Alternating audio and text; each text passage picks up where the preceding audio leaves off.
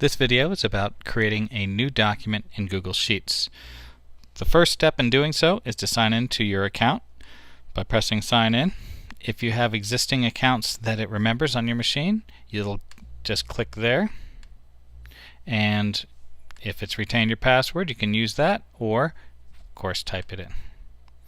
Once you're signed in, you can use this waffle icon to open up documents and items that Google offers, including Sheets. But I'm going to pretend I don't know that that's there and show you the second way. If you go to drive.google.com, you will come to your home page in Google Drive. Now it's loaded, and we have all the different folders and documents that I've made within all of my Google programs. I can come here to New and choose Google Sheets. But I'm going to go to the third method of getting there, which is typing sheets.google.com. This brings you to a listing of previous documents that you've made. Notice that these, unlike in Google Drive, are all Sheets documents or Excel documents.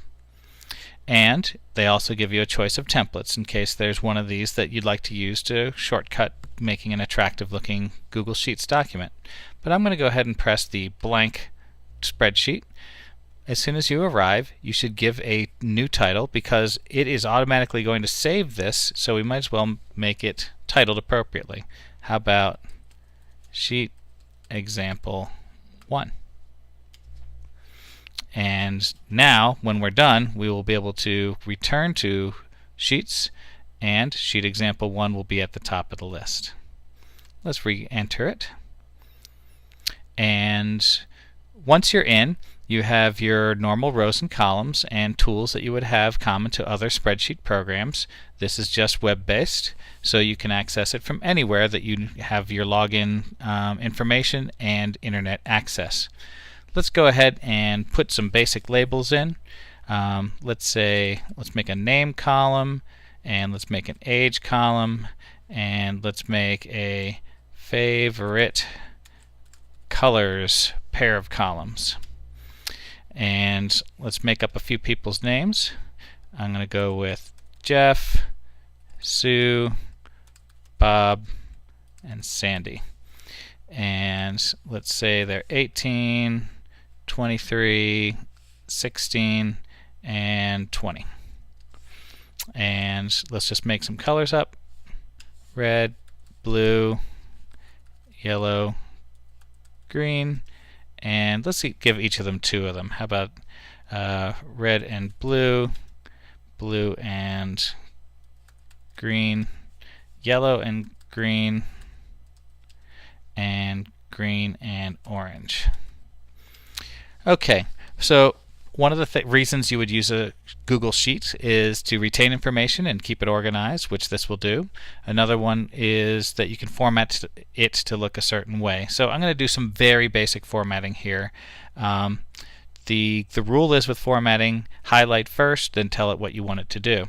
So I'm going to go ahead and highlight. I could highlight by dragging or by highlighting an entire column or an entire row.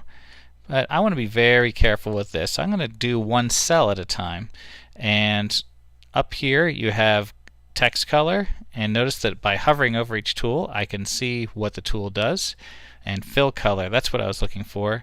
So let's go with a light red, and then let's highlight these, and let's make this a darker red.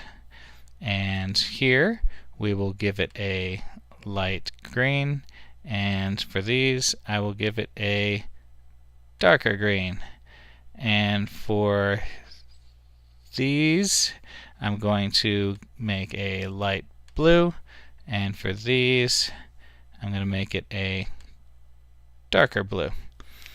Okay, now everything's looking good in terms of color. Now let's get organized in terms of centering. I'm going to go ahead and I want to center my titles.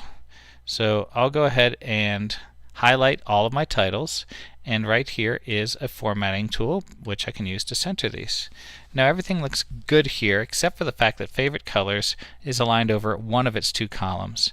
So I'm going to go ahead and highlight both the cells that I'd like it to fill into, and I'm going to go to Format, and I'm going to go ahead and merge these cells horizontally. Great. And you know what? I'd like these all to be bold. One of the other things you can do in formatting your sheet is that you can control the height or width of rows and columns. In this case, I'm going to go ahead and change the height of my labels at the top of each column. When I point at a row number, I can point in between them and get this little blue highlight to appear.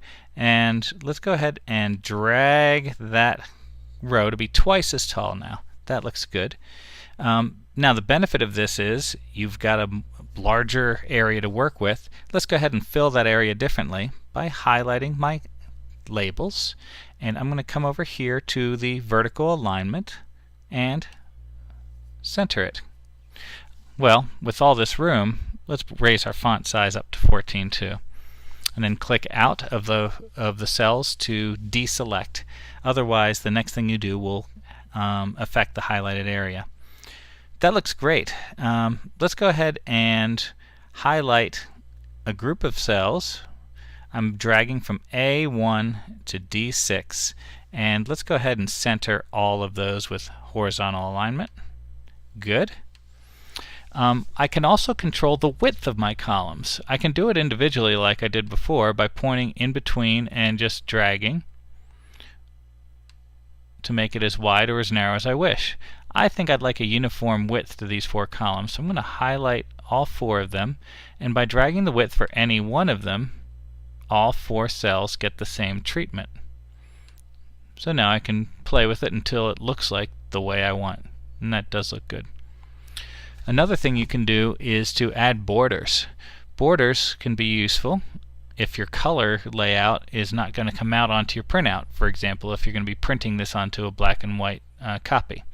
So I'm going to go ahead and add some borders. We can do this a couple ways. We could choose all borders, and now every cell is surrounded. That's not really what I wanted that time. I think I'd rather just do outer borders. That looks good. I just wanted containment. And that's good. Just one last note about highlighting and formatting. You can use this area here. Clicking here will highlight your entire sheet. Now whatever you do will affect the entire document. So if I choose to make one column and one row a certain dimension, the entire sheet will receive those constraints. I don't want to do that, so I'm going to Command Z twice and then turn off my highlight by clicking in another cell. And that's it for our formatting.